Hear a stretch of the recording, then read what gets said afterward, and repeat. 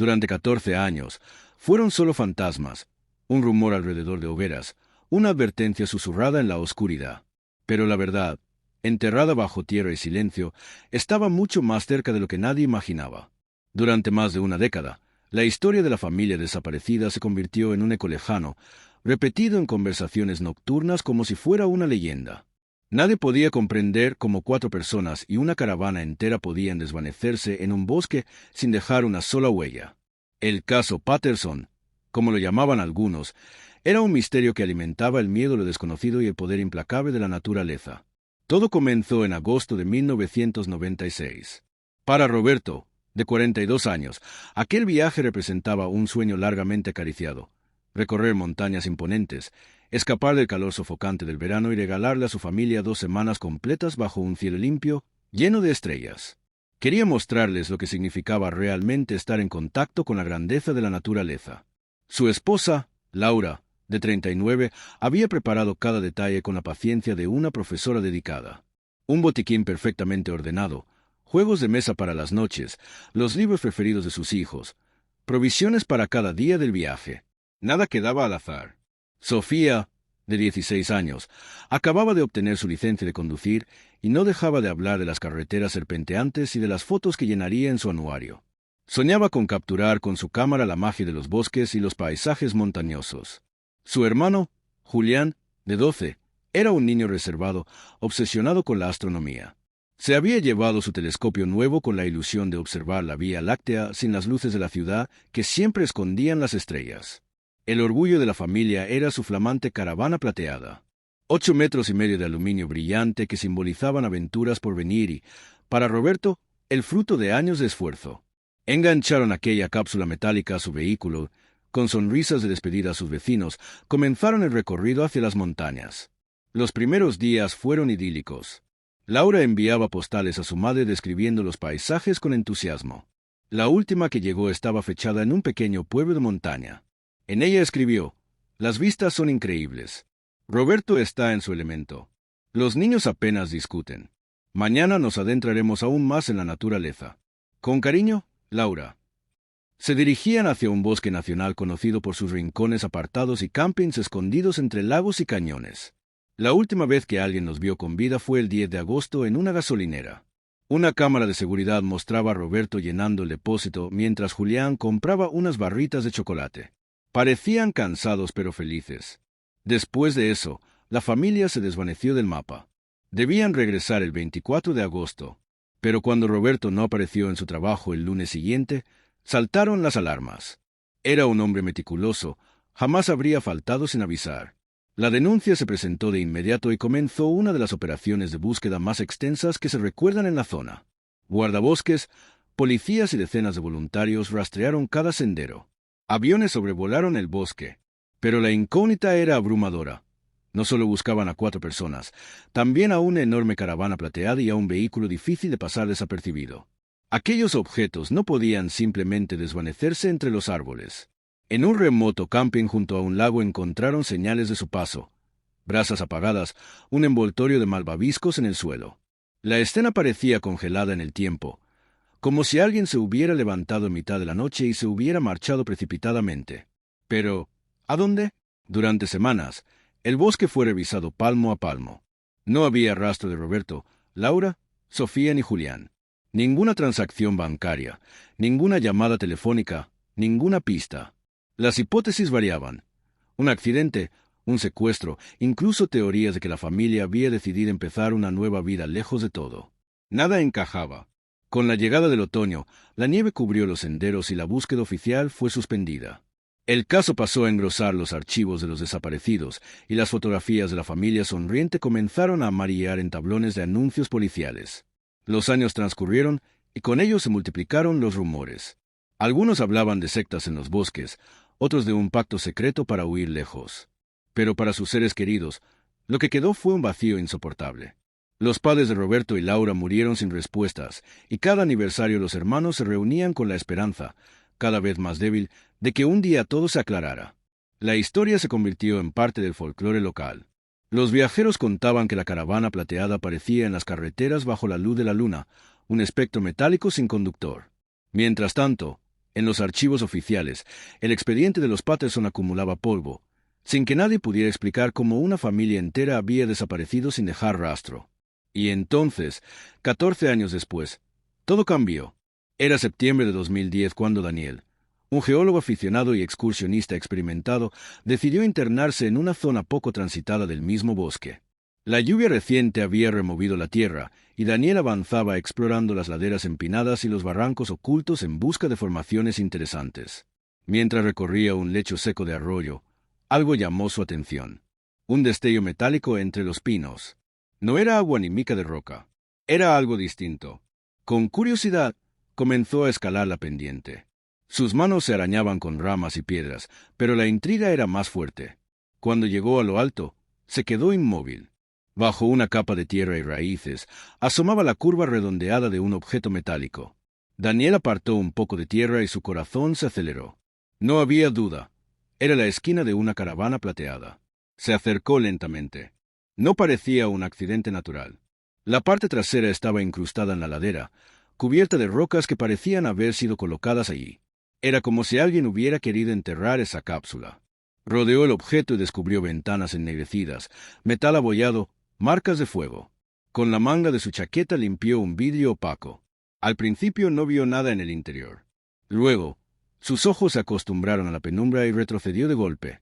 Dentro, todo estaba reducido a cenizas.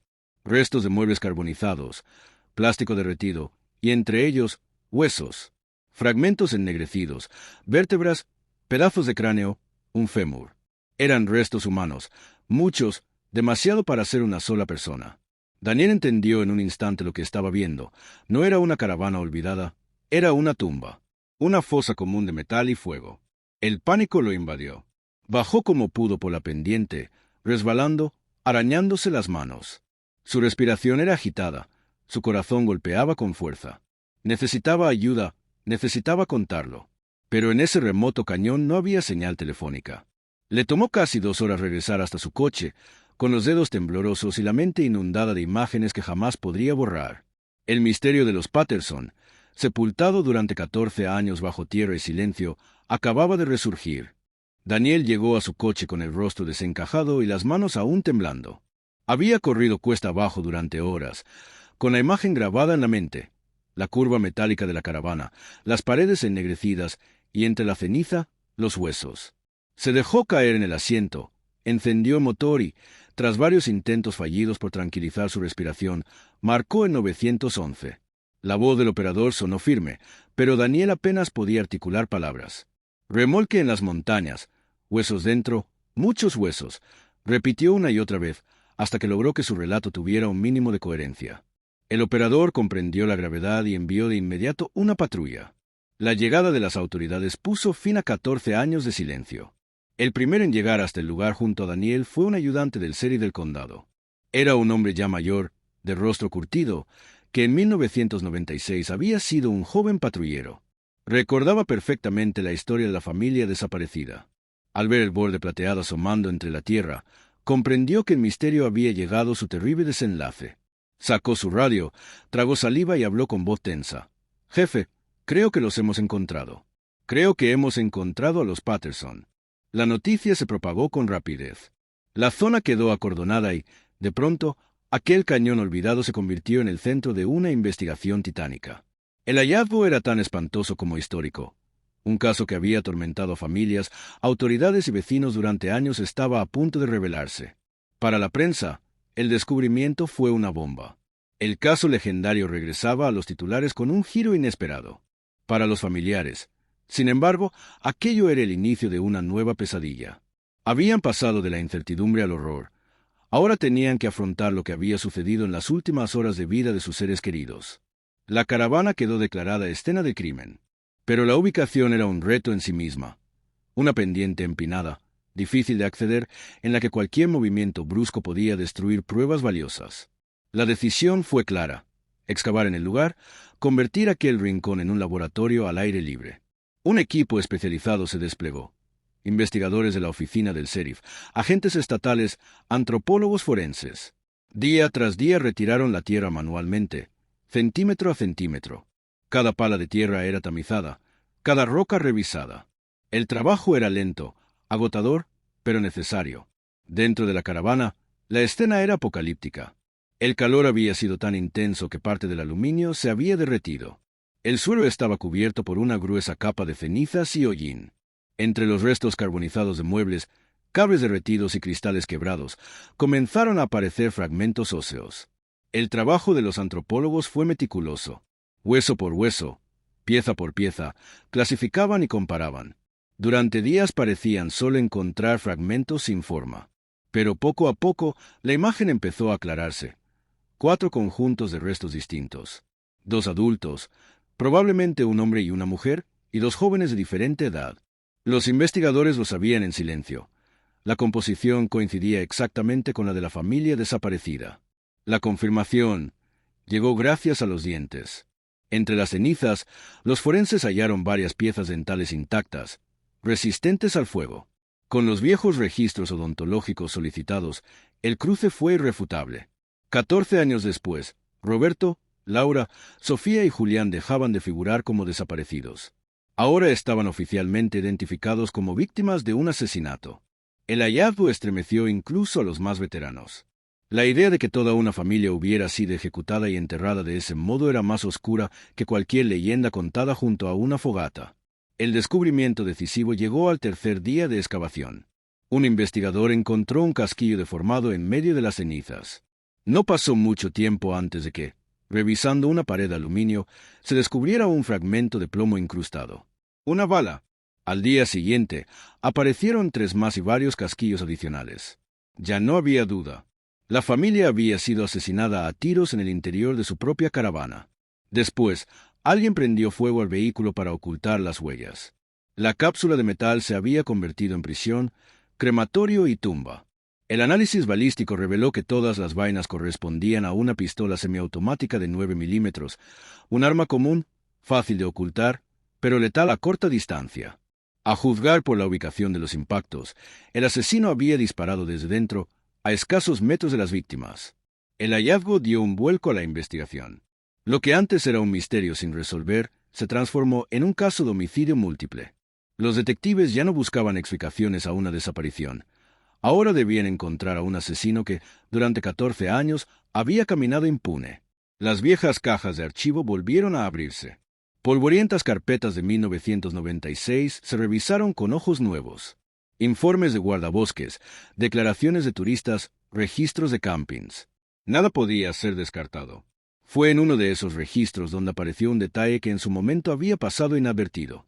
En la página contigua a la inscripción de la familia, figuraba un nombre escrito con letra descuidada: Ernesto Ames. En 1996, aquel nombre no despertó sospechas. Era solo un visitante más, registrado en la parcela contigua, con salida al día siguiente de la desaparición. Nadie le prestó demasiada atención. La dirección anotada era vaga, y el vehículo, una camioneta común. Todo parecía insignificante. Pero en 2010, con un cuádruple homicidio confirmado, la perspectiva cambió. Ernesto Ames se convirtió en el foco de la investigación. Los detectives comenzaron a reconstruir su vida. Aquel año tenía 47 años. Era un veterano del ejército, dado de baja por razones nunca aclaradas. No estaba casado, no tenía hijos. Se ganaba la vida en trabajos temporales, granjas, obras, camiones. Nunca permanecía mucho tiempo en un lugar. Quienes lo habían conocido apenas recordaban algo concreto. Siempre callado, reservado, de mirada dura. Algunos, sin embargo, añadieron un matiz inquietante. Podía estallar de forma repentina y violenta. Un empleador relató cómo había destrozado un parabrisas tras un fallo mecánico. Otros lo describían como un hombre que contenía un volcán bajo una superficie tranquila. La sombra de Ames comenzaba a crecer en el expediente. Había viajado por distintos lugares tras 1996, moviéndose como un fantasma. Las piezas encajaban con lentitud, pero los investigadores lo tenían claro, debían encontrarlo. El nombre olvidado en un viejo libro de registro había regresado para encender de nuevo un caso que durante 14 años había estado congelado. La caza del asesino acababa de comenzar. Empezó a surgir un retrato psicológico inquietante. Ernesto Ames aparecía como un hombre solitario e inestable, marcado por una vida de frustraciones y recuerdos de un pasado tormentoso. Había servido en el ejército en su juventud, Pero su salida no fue gloriosa. Quienes lo conocieron decían que había regresado con un carácter impredecible, consumido por un resentimiento constante hacia el mundo. Padecía un trastorno de estrés postraumático nunca tratado y una profunda dificultad para controlar la ira. Se trataba de alguien capaz de pasar días en silencio absoluto, para luego estallar en accesos de furia desmedida por los motivos más triviales. Los investigadores reconstruyeron la idea de que, para un hombre así, encontrarse de pronto con una familia feliz y unida como los Patterson, Roberto, Laura, Sofía y Julián, podía significar mucho más que una simple coincidencia. Podía haber despertado en él no solo envidia, sino un odio irracional, un rechazo visceral hacia aquello que representaba todo lo que él nunca tuvo: estabilidad, afecto y esperanza. La búsqueda de Ernesto en 2010 se prolongó durante varias semanas. Se enviaron solicitudes de información a lo largo de todo el país. Los detectives estaban convencidos de que seguía llevando una vida nómada, escondida en algún rincón apartado, lejos de cualquier registro oficial. Lo imaginaban envejecido, de cabello canoso, con 61 años a cuestas, todavía huyendo de sus propios demonios. Querían encontrarlo, traerlo de vuelta y confrontarlo con lo que había hecho aquella lejana noche de agosto, cuando convirtió unas vacaciones familiares en una pesadilla. Pero la verdad, como tantas veces ocurre, resultó inesperada y amarga. La respuesta no llegó desde una base de datos criminal, sino desde un archivo de la Seguridad Social. Junto al nombre de Ernesto Ames apareció una nota sencilla, pero demoledora: fallecido. La noticia fue un impacto. El único y principal sospechoso ya no estaba vivo. Los detectives solicitaron de inmediato el expediente de defunción. Los documentos llegaron días después desde una oficina de otro condado.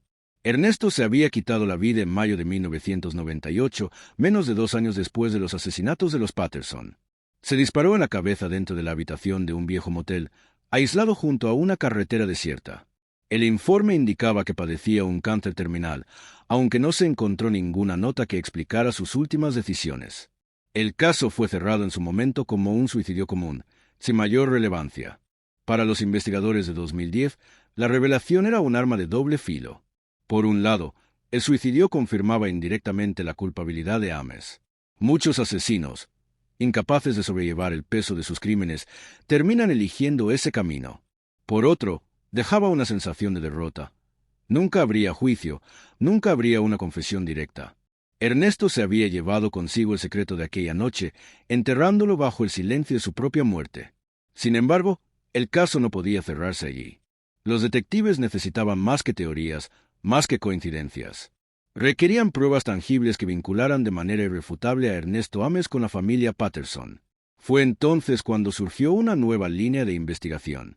Los agentes se comunicaron con la oficina del condado donde había ocurrido el suicidio y preguntaron por las pertenencias personales halladas en la habitación del motel. La respuesta aceleró el pulso de todos. Los objetos no reclamados habían sido embalados en una caja y enviados a un almacén de pruebas para su conservación a largo plazo. Y aquella caja, increíblemente, seguía allí, intacta después de más de una década. Unos días más tarde, un paquete llegó a la oficina del sheriff en la que se investigaba el caso Patterson. Era una caja de cartón cerrada con cinta policial amarillenta por el paso de los años. Los detectives se reunieron alrededor de una mesa mientras rompían el sello. El ambiente estaba cargado de tensión, como si fueran a abrir una ventana hacia el alma del sospechoso. El contenido resultó deprimente y desolador, un reflejo de la vida que había llevado Ernesto. Varias mudas de ropa gastada, libros baratos y arrugados, mapas de carreteras cubiertos de anotaciones, algunas botellas vacías de licor y pocos objetos de valor personal. Nada de cartas, nada de diarios, nada que revelara pensamientos íntimos. Era la vida de un hombre errante, marcada por el vacío y la soledad. Durante unos minutos reinó el desencanto. Parecía que el esfuerzo había sido en vano. Pero entonces, en el fondo de la caja, apareció una pequeña lata metálica de tabaco. Estaba oxidada por los bordes, como olvidada entre las ruinas de un pasado oscuro. Uno de los investigadores, con guantes, la abrió con cuidado. En su interior, sobre un pequeño trozo de algodón descolorido, descansaba un objeto que heló la sangre de todos los presentes. Un medallón de plata en forma de corazón, con la cadena rota. El detective lo abrió con extrema precaución. Dentro, bajo un plástico amarillento por el tiempo, había 2 fotografías. Una mostraba a una adolescente sonriente, de mirada viva. La otra, a un niño serio con expresión contenida. Eran Sofía y Julián Patterson. El hallazgo era devastador. Los investigadores contactaron a la hermana de Laura, quien, entre sollozos, confirmó que aquel medallón pertenecía a su hermana. Era un regalo de Roberto por su aniversario de bodas, un objeto al que Laura jamás renunciaba. Ahora estaba allí, en la caja de pertenencias de Ernesto Ames. Ese descubrimiento fue la pieza que faltaba. La prueba directa, irrefutable, de que Ames había estado con la familia la noche de su desaparición. Y lo más perturbador, lo había guardado como un trofeo durante casi 2 años, hasta el día de su suicidio. Con aquel objeto, el rompecabezas quedó completo. Los investigadores pudieron reconstruir con inquietante claridad lo que había ocurrido aquella noche del 11 de agosto. No se trató de un robo planificado ni de un ataque cuidadosamente preparado. Fue una explosión repentina de rabia y resentimiento. Tal vez Roberto se acercó a Ernesto para pedirle que bajara la música de su camioneta. Tal vez fue una mirada o un comentario trivial. Nadie lo sabrá nunca. Lo cierto es que, para un hombre quebrado y dominado por la ira, fue suficiente para encender la chispa.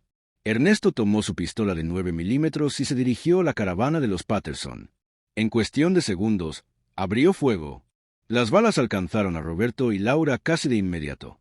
Sofía y Julián, testigos inocentes, fueron las siguientes víctimas.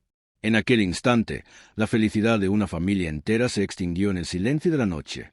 Después, la sangre fría sustituyó a la ira. Ernesto enganchó la caravana al vehículo de los Patterson y la remolcó por senderos ocultos hasta un cañón remoto. Allí dejó que descendiera por una pendiente antes de prenderle fuego, intentando borrar cualquier huella. Su propio vehículo lo ocultó en un lago o en un barranco, de modo que jamás fue recuperado. Y al amanecer, desapareció. Por un tiempo, logró escapar de la justicia. Nadie sospechó de él, y el caso permaneció congelado durante años. Pero la culpa y los recuerdos lo persiguieron. Vivió vagando, atormentado por los rostros de aquellos niños que había asesinado. Y cuando el diagnóstico médico lo enfrentó a un final inminente, la presión fue insoportable. El disparo en aquel motel fue tanto un acto de desesperación como una confesión silenciosa. El caso de la familia Patterson se cerró oficialmente. El mundo conoció la verdad, aunque no hubo juicio, ni condena, ni oportunidad para que los familiares vieran al asesino frente a frente. Lo único que quedó fue la trágica historia de unas vacaciones truncadas, de un encuentro fortuito con un hombre cuya alma ya estaba consumida mucho antes de encender la cerilla que destruyó la caravana.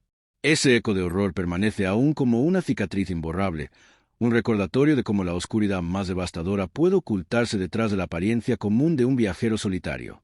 Y aunque la justicia terrenal nunca llegó, la verdad salió a la luz, dejando claro que la memoria de Roberto, Laura, Sofía y Julián nunca se perdería entre las montañas y los silencios del tiempo.